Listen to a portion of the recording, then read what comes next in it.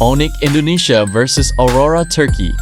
Kung mahilig kayo sa MLBB Esports, game analysis, at pinakamaiinit na laban sa MSC 2026.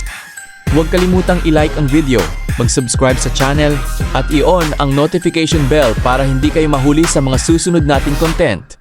Ngayon, pag-usapan natin ang isa sa pinakamatitinding serye sa MSC 2026.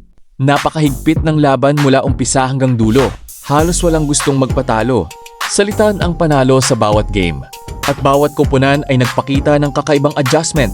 Sa tuwing may nakakalamang, agad namang nakakabawi ang kabilang team. Habang papalapit ang huling laro, ramdam na ramdam ang tensyon. Isang maling desisyon lang ang pwedeng magbago ng buong serye. Pero sa kabila ng sobrang dikit na laban, may isang diskarte ang Onyx Indonesia na naging susi sa kanilang tagumpay. At iyon ay ang pag-neutralize kay Rosa. Kung mapapansin ninyo, halos sa bawat teamfight, si Rosa ang unang target ng Onyx. Hindi nila hinayaang magkaroon siya ng libreng pwesto para magdikta ng laban. Sa bawat rotation at objective, malinaw na bahagi siya ng pangunahing game plan ng Onyx. Bilang mid laner, napakalaki ng impluensya ni Rosa. Siya ang tumutulong sa rotations, nagbibigay ng pressure sa mapa, at madalas na nagsisimula ng mga play na nagbibigay ng momentum sa Aurora Turkey. Kapag nabibigyan siya ng espasyo, mas nagiging mapanganib ang buong koponan. Kaya ang ginawa ng Onyx ay napakalinaw. Bago pa magsimula ang teamfight, hinahanap na nila ang posisyon ni Rosa. Kapag nakita nilang may pagkakataon, sabay-sabay silang pumapasok para maalis agad siya sa laban bago pa makapagbigay ng malaking ambag. Dahil dito, unti-unting nawala ang kontrol ng Aurora Turkey sa mapa. Mas naging madali para sa Onyx na kunin ang Turtle, Lord at iba pang mahahalagang objective. Hindi lang mechanics ang ipinakita nila, kundi pati world-class communication, tamang rotations at disiplinadong execution. Kapansin-pansin din kung gaano kabilis mag-adjust ang Onyx sa bawat strategy ng Aurora. Kapag may bagong taktika ang kalaban, may sagot din agad sila. Iyan ang dahilan kung bakit nanatili silang kalmado kahit sobrang dikit ng serye. Sa huli, ipinakita ng Onyx Indonesia na sa pinakamalalaking laban, hindi lang talento ang kailangan.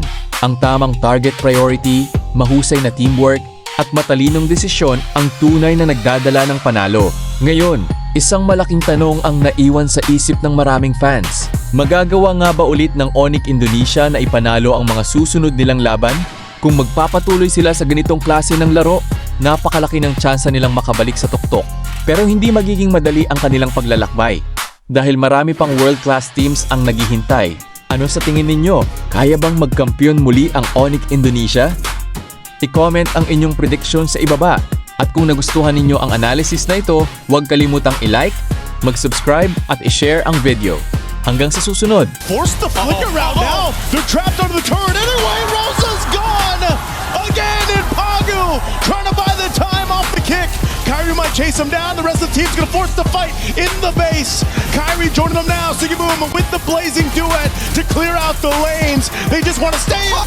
I'm not sure if this is exactly what they want to do, but it just might be one last ditch effort if they can. TNZ swinging around. Onyx does it. Oh, the flicker forward. TNZ making his way to this fight. Can he turn it around? Pocket with the kick. It's on Kyrie. Immortality are going to be bopped. Kyrie's going to get out there. TNZ also trying to buy space, but Pagu falls. And now it's all falling apart. Winner crown with the blazing duet from Sigibomb, but it's not enough. Kalra gets a double. Aurora, they still have TNZ up, but Lunar on the disengage.